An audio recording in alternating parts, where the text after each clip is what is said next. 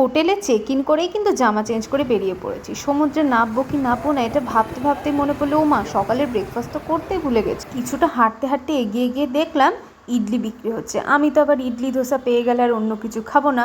আমি খেলাম ইডলি আর ওরা সবাই মিলে খেলো ডিম পাউরুটি আর ম্যাগি।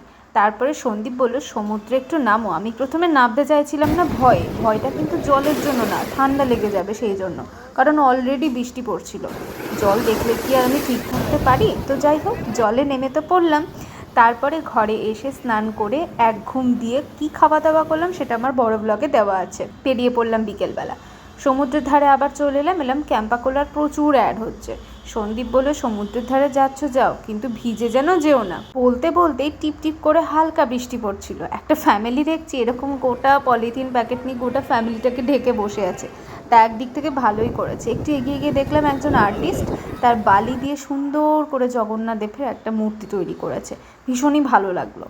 তো ভাবলাম এবার একটু সি ফুড খাওয়া যাক। এই ভাবতে ভাবতে দেখি ঝমঝম করে বৃষ্টি শুরু হয়ে গেছে। তা একদিকে ভালোই হলো, মাথার ওপর ত্রিপল আছে, হাতে আছে চিংড়ি মাছের প্লেট, একদম ফ্রেশ, কোনো গন্ধ ছিল না।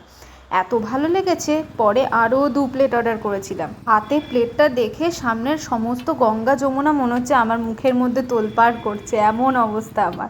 যাকে সাথে নিয়েছিলাম টুনা ফিশ, আর একটা যেন কি ফিশ ছিল মনে নেই নামটা, তোমরা চিনতে পারলে কমেন্টে জানিও তো। আর ছিল সেদ্ধ ভুট্টা। এরপর জগন্নাথ দেবের দর্শন করলাম, সে ছিল এক ভয়ঙ্কর অভিজ্ঞতা। কি ছিল জানতে হলে চ্যানেলটা সাবস্ক্রাইব করো। টাটা।